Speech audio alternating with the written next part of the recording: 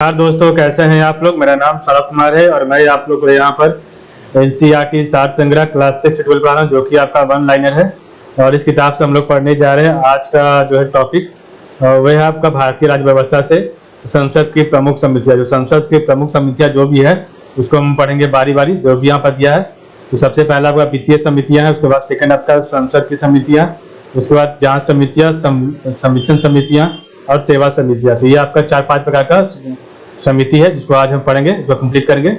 तो सबसे पहला आपका है वित्तीय समिति। तो वित्तीय समिति में आपका 3 प्रकार का समिति आता है, ठीक है। वित्तीय समिति में 3 प्रकार का श्रेणी है। तो पहला आपका है समिति जो है लोक लेखा समिति, प्राक्कलन समिति और सार्वजनिक उपक्रम समिति। तो वित्तीय समिति में 3 तरह का आपका है समिति। एक लोक लेखा समिति है, प्राक्कलन समिति है और सार्वजनिक उपक्रम समिति है। तो लोक लेखा समिति, तो इसका सदस्य संख्या कैसे है। तो लोकसभा से 15 सदस्य चुने जाते हैं तथा राज्यसभा से 7 सदस्य मनोनीत होते हैं।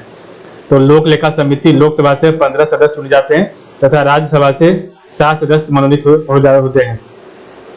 सदस्यों का निर्वाचन तो अनुपातिक प्रतिनिधित्व प्रणाली से एकल संक्रमणीय मत के आधार पर किया जाता है। तो अनुपातिक प्रतिनिधित्व प्रणाली से एकल संक्रमणीय मत के आधार पर किया जाता है। सदस्यों का निर्वाचन कार्य जो है विभिन्न मंत्रालयों के व्यय और सीएजी के प्रतिवेदन पर विचार करना होता है, ठीक है। तो इनका जो कार्य क्या है, तो विभिन्न मंत्रालयों के व्यय और सीएजी के प्रतिवेदन पर विचार करना होता है। और वित्तीय समिति के बाद सेकंड आपका है प्राक्कलन समिति। तो इसकी सदस्य संख्या केवल लोकसभा के 30 सदस्य इसमें शामिल होते हैं, ठीक है। तो प्राक्कलन समिति में केवल लोकसभा के 30 सदस्य होते हैं। और सदस्यों का निर्वाचन कैसे होता है, तो अनुपातिक प्रतिनिधित्व प्रणाली से एकल संक्रमणीय मत के आधार पर होता है। तो प्राक्कलन समिति की सदस्यों का निर्वाचन कैसे होता है, तो अनुपातिक प्रतिनिधित्व प्रणाली से एकल संक्रमणीय मत के आधार पर होता है। प्राक्कलन समिति का कार्य कैसे होता है, धन प्राक्कलनों में निहित नीति के अनुरूप व्यय की जांच करना होता है। तो प्राक्कलन समिति में कार्य कैसे होता है, धन प्राक्कलनों में निहित नीति के अनुरूप व्यय की जांच करना होता है, ठीक है। वित्तीय समितियां आपका थर्ड है आपका जो है सर्वजनिक उपक्रम समिति। तो समिति का नाम है तो आपका जो सर्वजनिक उपक्रम समिति। इसमें जो सदस्य समिति कैसे है, तो सर्वजनिक उपक्रम समिति के सदस्य लोकसभा के 15 तथा राज्यसभा के 7 सदस्य होते हैं इसमें शामिल।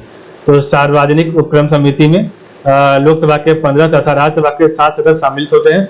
और आपके जो सार्वजनिक उपक्रम समिति में जो है सदस्यों का निर्वाचन अनुपातिक प्रतिनिधित्व प्रणाली से एक संक्रमणीय मत के आधार पर होता है। तो सदस्यों का निर्वाचन सार्वजनिक उपक्रम समिति में कैसे होता है, तो अनुपातिक प्रतिनिधित्व प्रणाली से एक संक्रमणीय मत के आधार पर होता है। नेक्स्ट आपका है इनका कार्य। तो सार्वजनिक उपक्रम समिति का कार्य क्या है, तो सार्वजनिक प्रतिष्ठानों के लेखों एवं प्रतिवेदनों की समीक्षा तथा समीक्षा त्रुटि करना होता है। तो सार्वजनिक उपक्रम सार्वजनिक प्रतिष्ठानों के लेखा एवं प्रतिवेदनों की समीक्षा तथा समीक्षा स्क्रूटनी की जाती है। तो ये हमने पढ़ा समिति का नाम वित्तीय समिति, ठीक है। तो वित्तीय समिति में लोक लेखा समिति, प्राक्कलन समिति और सार्वजनिक उपक्रम समिति। अब एक और आपका सदन की समिति। तो सदन की समिति में 3 तरह का समिति आता है, एक कार्य मंत्रणा समिति, एक नियम समिति, एक गैर संसद सदस्यों से निर्मित विधेयक तथा संकल्प समिति। तो कार्य मंत्रणा समिति, नियम समिति, गैर संसद सदस्यों से निर्मित विधेयक तथा संकल्प समिति। तो कार्य मंत्रणा समिति में क्या है आपका सदस्य कैसे होते हैं, तो इसमें जो है लोकसभा में अध्यक्ष सहित लोकसभा के अध्यक्ष सहित 15 एवं राज्यसभा में सभापति सहित 11 सदस्य होते हैं। तो आपके कार्य मंत्रणा समिति में लोकसभा के अध्यक्ष सहित 15 सदस्य एवं राज्यसभा में सभापति सहित 11 सदस्य होते हैं। और इनका चुनाव कैसे होता है, तो लोकसभा अध्यक्ष एवं राज्यसभा सभापति अपने सदनों में इस समिति के पदेन अध्यक्ष होते हैं।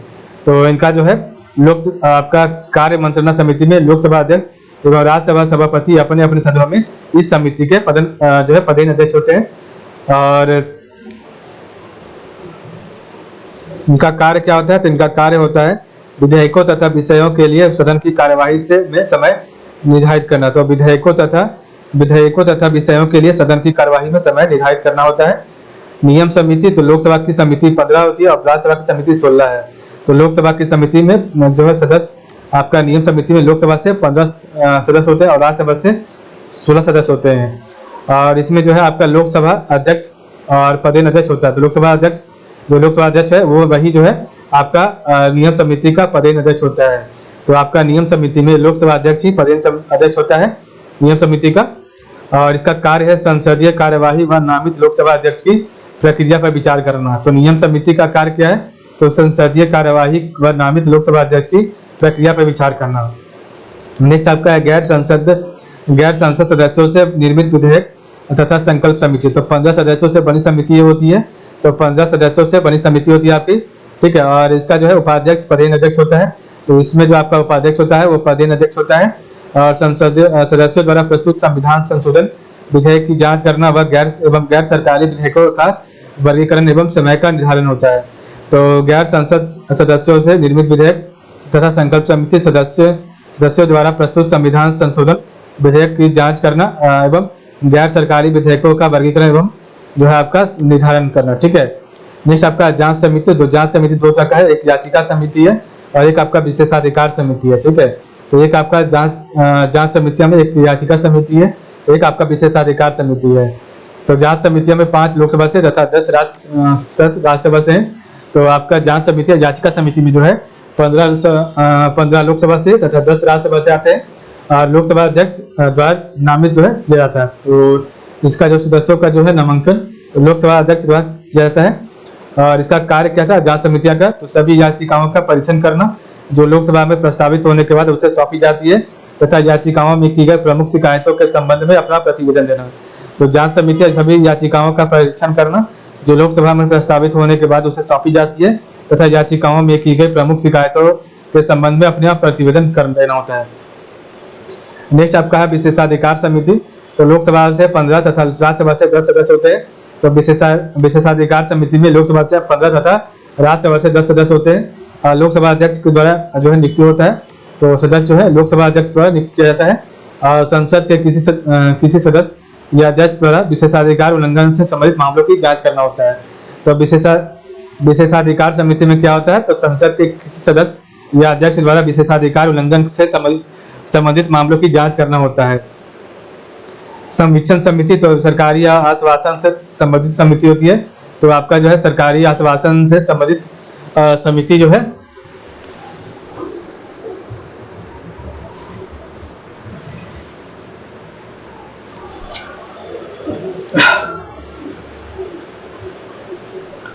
लोकसभा के 15 सदस्य इसमें होते हैं शामिल। तो लोकसभा के 15 सदस्य इसमें होते हैं और इनकी नियुक्ति 1 वर्ष के लिए होती है।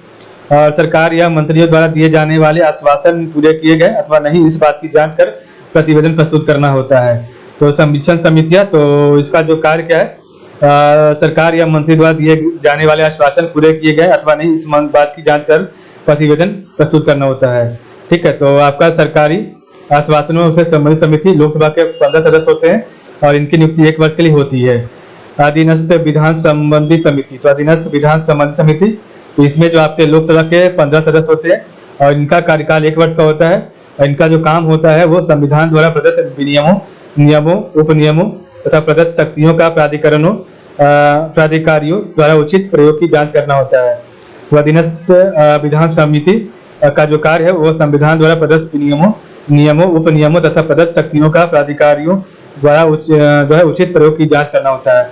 कानून समिति तो कानून समिति में आपका लोकसभा के 15 सदस्य है। तो कानून समिति में लोकसभा के 15 सदस्य होते हैं और इसका जो है लोकसभा अध्यक्ष इसका पदेन अध्यक्ष होता है। और सरकार होता है सरकार द्वारा बनाए जा रहे नियमों व अधिनियमों की जांच करना। तो कानून समिति का काम क्या होता है? जो भी सरकार जो नियम कानून बना रही है उसका जांच करना होता है, ठीक है। तो हमने पढ़ा संवीक्षण समितियां में सरकारी आश्वासनों से संबंधित समिति, अधीनस्थ विधान समिति और कानून समिति। नेक्स्ट आपका है सेवा समितियां। तो सेवा समितियां में एक आपका आता है सामान्य प्रयोजन समिति। तो सामान्य प्रयोजन समिति में लोकसभा के 20 सदस्य का जो चयन होता है। तो सामान्य प्रयोजन समिति में लोकसभा के 20 सदस्य होते हैं और इसका जो है लोकसभा अध्यक्ष पदेन अध्यक्ष होता है। तो सामान्य प्रयोजन समिति के में जो है आपका लोकसभा अध्यक्ष पदेन अध्यक्ष होता है और सदन की कार्य प्रणाली के संगठन तथा सुधार से संबंधित विषयों पर परामर्श देना होता है। तो सदन की कार्य प्रणाली के संगठन तथा सुधार से संबंधित विषयों पर परामर्श देना होता है आपका सामान्य प्रयोजन समिति का, ठीक है। तो हमने पढ़ा आपका वित्तीय समितियां, ठीक है। तो वित्तीय समिति हमने पढ़ा लोक लेखा समिति। तो लोकसभा से अब हम एक बार रिवाइज कर लेंगे। तो लोक लेखा समिति लोकसभा से 15 सदस्य चुने जाते हैं तथा राज्यसभा से 7 सदस्य मनोनीत होते हैं। सदस्यों का निर्वाचन अनुपातिक प्रतिनिधित्व प्रणाली से एकल संक्रमणीय मत के आधार पर होता है। विभिन्न मंत्रालयों के व्यय और सीएजी के प्रतिवेदन पर विचार करना होता है। प्राक्कलन समिति केवल लोकसभा सदस्य, लोकसभा के 30 सदस्य इसमें शामिल होते हैं। और आपका अनुपातिक सदस्यों का निर्वाचन अनुपातिक प्रतिनिधित्व प्रणाली से एकल संक्रमणीय मत के आधार पर होता है। उनका कार्य होता है, प्राक्कलन समिति का कार्य होता है धन प्राक्कलनों में निहित नीति के अनुरूप व्यय की जांच करना। सर्वाधिक उपक्रम समिति में जो है, इसमें जो आपका लोकसभा के 15 सदस्य होते हैं तथा राज्यसभा के 7 सदस्य होते हैं, और इनका निर्वाचन जो है अनुपातिक प्रतिनिधित्व प्रणाली से एकल संक्रमणीय मत के आधार पर होता है। और इसका कार्य जो है सार्वजनिक प्रतिष्ठानों के लेखा एवं प्रतिवेदनों की समीक्षा तथा समीक्षा स्क्रूटनी करना होता है। अब है आपका सदन की समितियां, तो कार्य मंत्रणा समिति, तो इसमें जो आपका लोकसभा में अध्यक्ष सहित 15 एवं राज्यसभा में सभापति सहित 11 सदस्य होते हैं। और इसका निर्वाचन जो है लोकसभा अध्यक्ष एवं राज्यसभा सभापति अपने अपने सदनों में से इस समिति के प्रतिनिधित्व होते हैं। और इसका कार्य होता है विधेयकों तथा विषयों के लिए सदन की कार्यवाही में समय निर्धारित करना होता है। नियम समिति लोकसभा की समिति से 15 सदस्य होते हैं और राज्यसभा की समिति से 16 सदस्य होते हैं। लोकसभा अध्यक्ष जो है इसका प्रतिनिधित्व होता है। और नियम समिति में संसदीय कार्यवाही व नामित लोकसभा अध्यक्ष की प्रक्रिया पर विचार करना होता है। गैर संसद सदस्यों से निर्मित विधेयक तथा संकल्प समिति, इसमें आपके 15 सदस्यों से बनी समिति होती है और इसका उपाध्यक्ष पदेनाध्यक्ष होता है। ठीक है, जो आपका लोकसभा का उपाध्यक्ष है वही पदेनाध्यक्ष होता है। और इसका कार्य होता है सदस्यों द्वारा प्रस्तुत संविधान संशोधन विधेयक की जांच करना एवं गैर सरकारी विधेयकों का वर्गीकरण एवं समय का निर्धारण करना। जांच समितियां, तो जांच समितियां में याचिका समिति है। ठीक है, तो याचिका समिति का जो है जिसमें 15 लोकसभा से तथा 10 राज्यसभा से सदस्य होते हैं। तो 15 लोकसभा से तथा 10 राज्यसभा से सदस्य होते हैं और लोकसभा अध्यक्ष द्वारा नामित होते हैं सदस्य। ठीक है, और सभी याचिका समिति में सभी याचिकाओं का परीक्षण करना जो लोकसभा में प्रस्तावित होने के बाद उसे सौंपी जाती है तथा याचिकाओं में की गई प्रमुख शिकायतों के संबंध में अपना प्रतिवेदन देना होता है। विशेषाधिकार समिति, तो लोकसभा से 15 तथा राज्यसभा से 10 सदस्य होते हैं और लोकसभा अध्यक्ष द्वारा नियुक्त किया जाता है और संसद के किसी सदस्य या अध्यक्ष द्वारा विशेषाधिकार उल्लंघन से संबंधित मामलों की जांच करना होता है। संवीक्षण समितियां, तो सरकारी आश्वासनों से संबंधित समिति, तो लोकसभा के 15 सदस्य होते हैं और इनकी नियुक्ति 1 वर्ष के लिए होती है और सरकार या मंत्रियों द्वारा दिए जाने वाले आश्वासन पूरे किए गए अथवा नहीं, इस बात की जांच करना, प्रतिवेदन प्रस्तुत करना होता है। अधीनस्थ विधान संबंधी समिति, तो लोकसभा के 15 सदस्य होते हैं और इसका कार्यकाल 1 वर्ष का होता है और इसका संविधान द्वारा प्रदत्त नियमों उपनियमों तथा प्रदत्त व्यक्तियों का प्राधिकार द्वारा उचित प्रयोग की जांच करना होता है। कानून समिति, तो इसमें जो है लोकसभा के 15 सदस्य होते हैं और लोकसभा अध्यक्ष इसका प्रतिनिधित्व अध्यक्ष होता है और सरकार द्वारा बनाए जा रहे नियमों व अधिनियमों की जांच करना होता है। सेवा समितियां, तो समाज प्रयोजन समिति और इसका जो है लोकसभा के 20 सदस्य होते हैं और लोकसभा अध्यक्ष जो है पदेनाध्यक्ष होता है और सदन की कार्यप्रणाली के संगठन तथा सुधार से संबंधित विषयों पर परामर्श देना होता है। तो इस प्रकार हमने पढ़ा आज का वीडियो। तो आज के लिए बस इतना ही। आप लोग का बहुत बहुत धन्यवाद।